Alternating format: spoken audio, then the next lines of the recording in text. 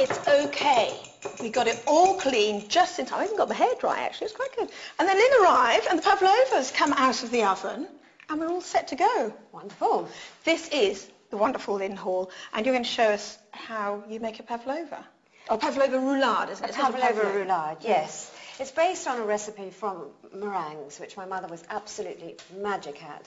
But a pavlova is easier because you've got the corn flour and you've got that bit of vinegar, which makes it this lovely marshmallow texture. So after baking and cooling, we're going to use the paper to roll it up. What's in this bowl? I mean, obviously it's cream. It's whipped cream, just flavoured with a little bit of brandy and a little bit of icing sugar. And it's also very good with mince pies and in profiteroles. That brandy just happens to lift it up a little bit. I can see it really does. That sounds good to me. Right. Otherwise, it's all a bit bland. So what we'll do next is just line the pavlova with the whipped cream. So is this actually something that your mum would have made? She was better with meringues. She would make them at night when it was cool, because I come from a little place called Durban, which is about 100% humidity, about three quarters. South Africa, isn't South it? Africa. Yes. Yes. Now, one of the things that I know just from whipping cream, we've had a bit of this today, it's a hot day. Oh, yes. It's very difficult to keep it from going over into that sort of curdled busting. How do you manage in South Africa? Well, what we did is we actually put all the bowls that you were going to use and the whisk in the fridge, so everything was really, really cold to start with. We didn't have the most wonderful cream that we have here in England. I think the English cream is the very, very best in the world. But by chilling everything right down and then being really quick. For example, my mother always used to cook at night. And I always wondered why, because we were deprived the pleasure of seeing her. But I think it was because it was the cool of the night that she was able to cook. And she made meringues, which, as you know, sugar's very hygroscopic and absorbs the moisture. And so she would wait till the evening. And we would hear the whisk going. My sister and I would wake up in bed and say, oh, I wonder if it's going to be meringues. And then if we went pip, pop, pop, then it was popcorn, and that we couldn't wait. Out of bed, into the kitchen at 10 o'clock at night, eating popcorn. Do you need these strawberries? Yes, let's put the strawberries in there. Yes, just put them, strew them across. That would be lovely. And I've got more to strew here. And also some blueberries, which I've chosen quite carefully because I don't think every northern hemisphere fruit goes with tropical fruit. But I think these two are just completely gorgeous. Excellent. Yes, because of course you've got this wonderful basket of fruit here, and actually this is lovely. Yes, it's mother's silver basket. My sister, because she was the younger sister, inherited all the rocks and the jewels, and I got the silverware because they thought I was more cultured. That's how families are. Would you rather have had the jewels? No. I love my tableware. I have a huge cupboard full of lovely things. Now, when rolling a roulade, forgive my cookery teacher attitude here, the most important thing is the first little squashing here. And it feels a bit brutal, but don't worry. It'll be fine. And then you just pick that up. Now, notice I've got this propped up against a board. That stops it from rolling away. And then you just press and roll, so you don't get all the fruit coming out. And then what I do is a lovely massage, and then just slip it onto the tray, upturned tray. You just put things there. You see how easy it is? She doesn't need me around at all. And there it is. I'm on sauce duty, and I'm doing the sauce. Am I doing the right thing? I've got some strawberries. Yes, what we're doing here is making a sauce to go with the roulade. And because, again, of the cream and the egg whites, we want something that's got quite a bit of flavour. And so we've got strawberries again, but the most important thing is the passion fruit. Lots of people think that's a ripe passion fruit. Oh, no. The more wizened and wrinkled it gets, the sweeter it is. And you should never put these in the fridge. Always store them out of the fridge on a sunny windowsill if you can, and let them ripen. And that smell, the smell is just beautiful. Wonderful. And a little goes a long way, doesn't it? Absolutely. I mean, these are called granadilla, and we actually call these granadilla, but technically this is a granadilla and comes from South America, and these are genuine South African.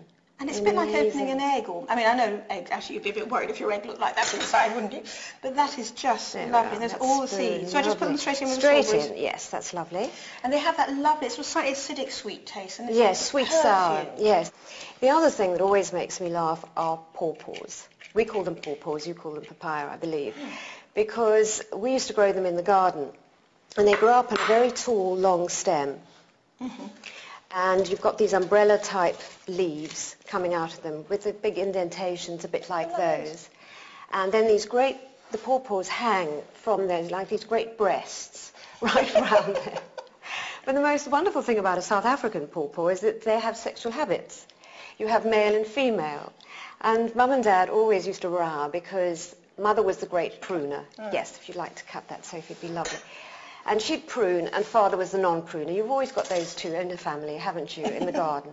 But Father used to enjoy chopping down the pawpaw trees. And if you have male and female pawpaw trees and you cut down the wrong sex, then you don't get any pawpaws. I'll never forget the problems we had at home. My father was always cutting down the wrong pawpaw tree, and there were the most violent rows about why we didn't have pawpaws for breakfast. Do you need to... Oh, so we're just taking off the seeds here. Just taking off I the love seeds. the seeds in a pawpaw. Aren't they beautiful? That's a Yeah, lovely they're all dark shiny, grey, lovely, shiny colour. Poisonous. Now, these are going to go into the sauce. Just tell me what I'm meant to be doing with them. We need to take the skin off and cut them into little chunks about the same size as the strawberries. Okie dokie. Well, while I'm doing that, do you want to get on with finishing off the roulade? The roulade. Oh, yes, I love that bit. We're going to put some rosettes on the top. Rosettes? Rosettes, cream rosettes. And we must get the cream ready first. Yep. How do you need to do that? Just whisk it up to the right stage of peak. Now, it's a good idea to start in a whisk or have a handheld whisk, but it's really important that you finish off by hand, because only then do you get the absolute right consistency. Again, the flavour of the cream in this country is so fabulous. It looks so nice, doesn't it? Do you like it? Do you like it? I'm so pleased. Now we can cut off the ends just to make it look a little bit more soigné. And those are jolly good for tasting. Oh, funny you should say that, Lynn. Funny, isn't it lucky? Jolly good for tasting. That's my kind of And your phrase. blade should be nice and clean, which means that you get a nice result. You see how the caster sugar's given us that lovely sparkly top to it? So back to the cream. A nozzle, this one's been in the dishwasher, not a good idea, into the bottom of a pastry bag. And don't let this put you off. I know that people don't, the moment they see pastry bag, they turn the corner of the page or the corner of the street and don't. But it's really, really easy. You make a cuff so you don't get it all over your hands, like so. And then you take a spatula and you just put it in and just make sure. Lynn, tell me about how you first got into cooking. I mean, was your mother an influence? Were those nights lying in bed listening to her whisking downstairs, that somehow lead you towards the pastry? Well, yes, I suppose it did, because she was very, very good at cake decorating. I remember one beautiful one with the merry-go-round and all the little figures, the little horses were done in gingerbread. But anyway, the cream is demanding we do something with it, so it's really easy. The most important thing when doing rosettes is to stand properly, with your weight firmly between your legs, which are slightly apart, and then you see you can use your hips to swing and get a perfect rosette. I never knew that. Well, there we are. You do this in exercise class. You can indeed. Exercise class. You always start with one in the centre, and then one at the end, and then again here. And then you just fill it up, and that makes sure that you have the right number.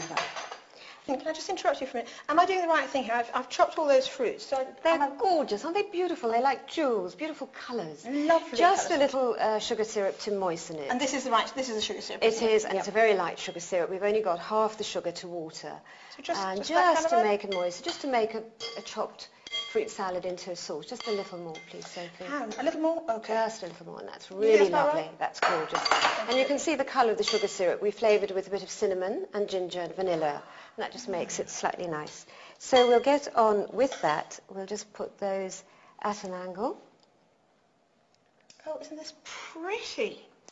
And try and get a straight line. Very important in the pastry. Now, I'm really, really glad that you've finished, because it's the moments that I've been looking forward to all day. Can I have a slice? Can I just finish decorating it? Oh. This is the bit I really love. I feel so cheated if I can't do my little decoration of my plates, because these are vine leaves. Now, the other part of my childhood was spent in the Cape, which is completely different from the hot, sultry, monsoon-like temperatures urban. And we'd drive down to the Cape to see my grandmother.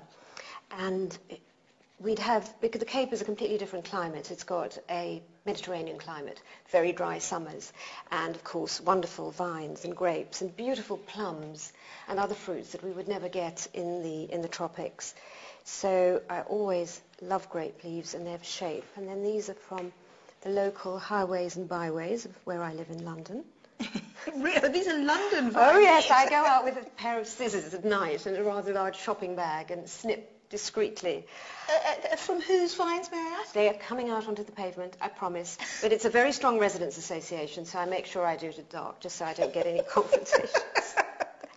And then just a little tumble of fruits, arranged but not arranged, is the modern style of pastry. Absolutely. And then we're nearly there, and then we can taste. If you feel that the cream has gone too much, or you haven't got things in a straight line, then you simply reach for the icing sugar, dash it across the top. Maybe a few little dusky blueberries, just scattered among. Oh, that is so beautiful. And there it is. So we can taste now? You can. Thank heavens. I was waiting for that. It's all mine. Well, not all mine, actually. I couldn't eat quite right, but it's all mine. And aren't you envious? Because this is our treat now. And then I think maybe I'll invite a few friends round for supper as well, if that's all right. Oh, I'd be honoured. Deeply honoured, Sophie. Thank you so much, Lynn. Do you know, it makes me feel a bit despairing, so I'm not sure that I could ever get it looking as perfect as that. You could. I'm sure you could.